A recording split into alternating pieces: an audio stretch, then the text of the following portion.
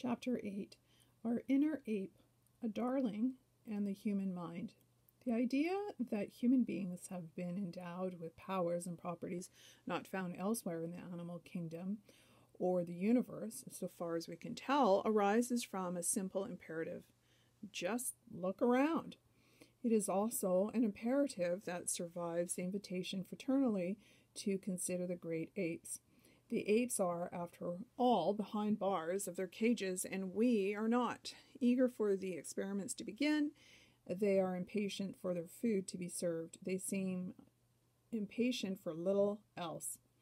After years of punishing trials, a few of them have been taught the rudiments of various primitive symbol systems.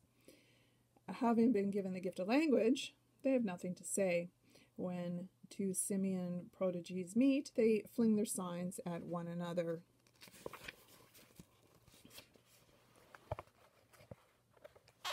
More is expected, but more is rarely forthcoming.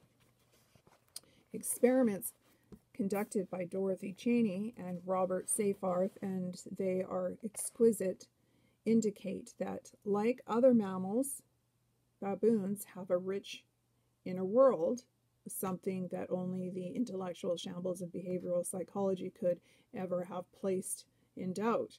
Simian social structures are often intricate. Chimpanzees, bonobos, and gorillas reason. They form plans.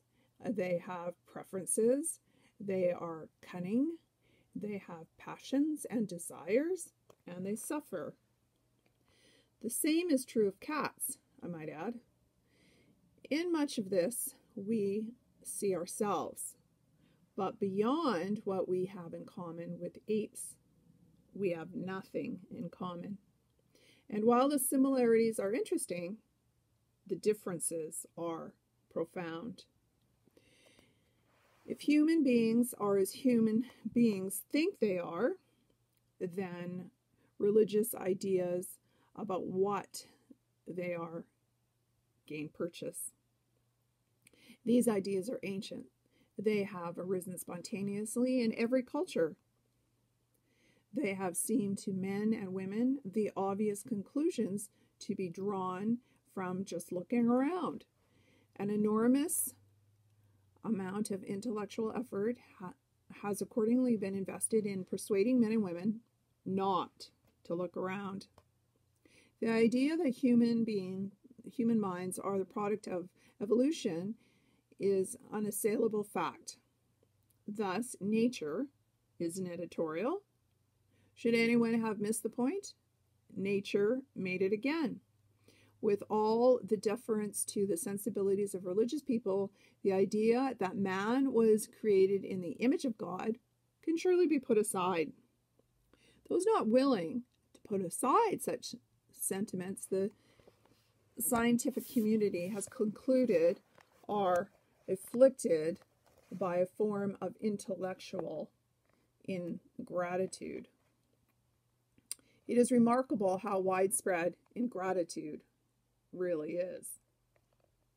Alfred Wallace, a dissident.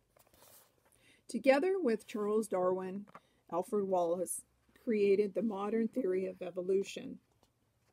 He had been unjustly neglected by history, perhaps because shortly after conceiving his theory, he came to doubt its provenance. Darwin, too, had his doubts. No one reading on the origins of species could miss the note of moral anxiety. But Darwin's doubts arose because, considering its consequences, he feared his theory might be true. With Wallace, it was the other way around. Considering its consequences, he suspected his theory might be false. An interesting essay published in 1869 and entitled Sir Charles Lyell, The Geological Climates and the Origin of the Species, Wallace outlined his sense that evolution was inadequate to explain certain obvious features of the human race. The essay is of great importance. It marks a falling away in faith on the part of the sensitive biologists previously devoted to ideas he had himself introduced.